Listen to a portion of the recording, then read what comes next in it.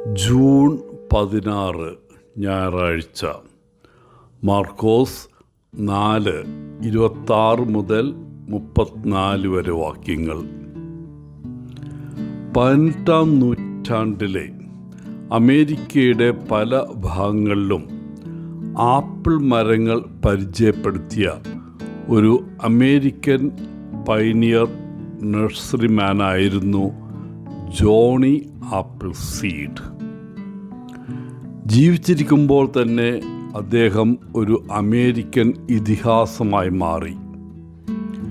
അദ്ദേഹത്തിൻ്റെ ദയാലുവായ ഉദാരമായ വഴികൾ, പ്രകൃതി സംരക്ഷണത്തിലെ അദ്ദേഹത്തിൻ്റെ നേതൃത്വം, ആപ്പിളിന് അദ്ദേഹം നൽകിയ പ്രതീകാത്മക പ്രാധാന്യം എന്നിവ കാരണം അദ്ദേഹം വളരെയധികം ആദരിക്കപ്പെടുന്നു. ഒഹായോയിലെ ഉർബാനയിലുള്ള ജോണി ആപ്പിൾ സീഡ് മ്യൂസിയം പോലെയുള്ള നിരവധി മ്യൂസിയങ്ങൾക്കും ചരിത്രപരമായ സൈറ്റുകൾക്കും പ്രചോദനമായ ന്യൂ ചർച്ചിൻ്റെ ഒരു മിഷണറി കൂടിയായിരുന്നു അദ്ദേഹം. ജോൺ ചാപ്മാൻ എന്നായിരുന്നു ജോണി ആപ്പിൾ സീഡിൻ്റെ യഥാർത്ഥ പേര്. അദ്ദേഹം ചെടികളും മരങ്ങളും കുറ്റിച്ചെടികളും എല്ലാം നട്ടുപിടിപ്പിച്ചു. പ്രത്യേകമായിട്ട് ആപ്പിൾ മരങ്ങളെ സ്നേഹിക്കുകയും മസാച്യുസെറ്റ്സിലെ തൻ്റെ ജന്മനാടിൽ അത് ധാരാളം നട്ടുപിടിപ്പിക്കുകയും ചെയ്തു. തന്നെപ്പോലെ മറ്റുള്ളവരും ആപ്പിൾ ആസ്വദിക്കണമെന്ന് അദ്ദേഹം ശരിക്കും ആഗ്രഹിച്ചു. 1845 മരിക്കുന്നതുവരെ അദ്ദേഹം അമേരിക്ക മുഴുവനും ചുറ്റി സഞ്ചരിച്ച് ആപ്പിൾ മരങ്ങൾ നട്ടുപിടിപ്പിക്കുകയും ആപ്പിൾ വിത്തുകൾ വിതരണം ചെയ്യുകയും ചെയ്തു. അദ്ദേഹത്തെ പോലെ വിശ്വാസത്തിൻ്റെ വിത്തുകൾ നട്ടുപിടിപ്പിക്കുന്നതിൽ നാം ആവേശഭരിതരായിരിക്കണമെന്ന് ദൈവം ആഗ്രഹിക്കുന്നു. ഇന്നത്തെ സുവിശേഷത്തിൽ യേശു ദൈവരാജ്യത്തെ ഒരു വിത്തിനോട് താരതമ്യപ്പെടുത്തുന്നു. ചെറുതും ലളിതവും അവ്യക്തവും, എന്നാൽ അത് നിലത്ത് നട്ടുപിടിപ്പിച്ചാൽ അത് മുളച്ചു വളരുകയും വലുതായി തീരുകയും ചെയ്യും. എങ്ങനെയെന്ന് നമുക്കറിവില്ലായിരിക്കാം, പക്ഷെ തീർച്ചയായും അത് സംഭവിക്കും.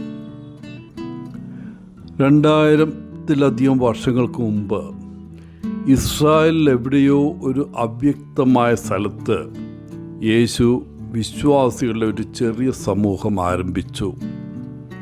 പിന്നീട് യേശു അറസ്റ്റിലാവുകയും ക്രൂശിക്കപ്പെടുകയും മരിക്കുകയും ചെയ്തപ്പോൾ അവൻ്റെ ശിഷ്യന്മാർ ചിതറിപ്പോയി. അവർ ആശയക്കുഴപ്പത്തിലായി. എന്നിരുന്നാലും 3-ാം ദിവസം അവൻ ഉയർത്തെഴുന്നേറ്റ് അവരുടെ മുമ്പാകെ പ്രത്യക്ഷപ്പെട്ടപ്പോൾ അവർ വീണ്ടും ഒന്നിച്ചു. പെന്തക്കോസ്താ ദിനത്തിൽ അവർ പരിശുദ്ധാത്മാവിനാൽ ശക്തി പ്രാപിച്ചു. അന്നു മുതൽ ആ ചെറിയ സമൂഹം വളർന്ന് ഇന്ന് എല്ലാ രാജ്യങ്ങളിലും നിലനിൽക്കുന്ന ഒരു ശക്തിയായി മാറി.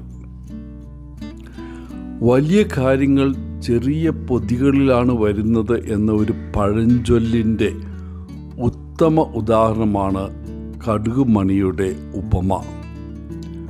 ഒരു കടുക് വിത്ത് വളരെ ചെറുതാണ്, പക്ഷെ അത് വളരെ വലിയൊരു കുറ്റിച്ചെടിയായി വളരുന്നു. പക്ഷികൾക്ക് പോലും അതിൻ്റെ ശാഖകളിൽ കൂടുണ്ടാക്കാൻ കഴിയും. വിജാതിയർ ഉൾപ്പെടെ എല്ലാവർക്കും വിശ്വാസത്തിലേക്ക് വരുന്നതിൻ്റെ പ്രതീകമാണ് ഈ വിത്ത്. വിശ്വാസത്തിൻ്റെ വിത്തുകൾ, അതായത് നമ്മുടെ രക്ഷയുടെ സുവാർത്ത, നമുക്ക് കഴിയുന്നത്ര നന്നായി പരിപോഷിപ്പിക്കുന്നതിലൂടെ ശിഷ്യന്മാരെ പോലെ നമ്മളും ഫലം കായ്ക്കുമെന്ന് പ്രതീക്ഷിക്കാം. ദൈവം ആണ് ഒരു ചെടിയെ വളർത്തുന്നതും ഒടുവിൽ വിളവ് കൊയ്യാൻ പ്രാപ്തമാക്കുന്നതും. അവൻ്റെ വചനം കേൾക്കുന്നവരെ രക്ഷിക്കുന്നതും ദൈവമാണ്. വളർച്ച സ്വാഭാവികമായും ശരിയായ അന്തരീക്ഷത്തിൽ സംഭവിക്കണം. അങ്ങനെ സംഭവിക്കുമ്പോൾ കടുവണിക്കുണ്ടാവുന്ന മുൾപ്പടർപ്പിനേക്കാൾ വലുതായി സ്വർഗരാജ്യം മാറും. എല്ലാവർക്കും ഈ ഞായറാഴ്ചയുടെ മംഗളങ്ങൾ നേർന്നുകൊണ്ട് ഒത്തിരി സ്നേഹത്തോടെ പോളച്ചൻ CSSR ഫ്രം